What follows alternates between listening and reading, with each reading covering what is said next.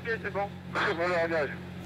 3, 2, 1, Décollage réussi pour le premier ballon du programme Stratos.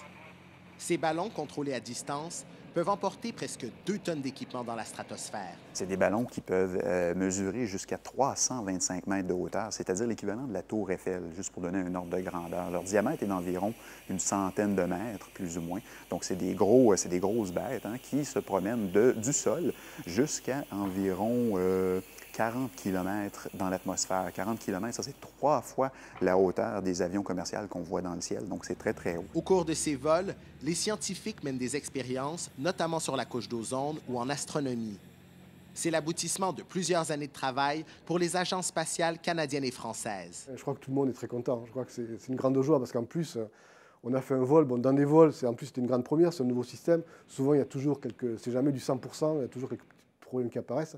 Et là, ça a été du 100% pour tout. Récemment, la France a dû chercher de nouveaux territoires à latitude moyenne pour le lancement et la récupération de ballons à cause de la forte densité de population en Europe.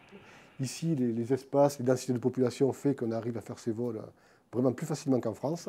Le Canada versera environ 10 millions de dollars au programme Stratos au cours de la prochaine décennie. Les vols de ballons sont environ 40 fois moins chers qu'une fusée qu'on enverrait dans l'espace. On parle entre 200 et 400 000 dollars par vol. Le Canada n'avait pas lancé de ballon stratosphérique depuis l'abandon de son programme en 2004. Grâce à ce partenariat avec le Centre national d'études spatiales, une cinquantaine de lancements sont prévus au cours des 10 prochaines années. Nabi Alexandre Chartier, Radio-Canada, Timmins.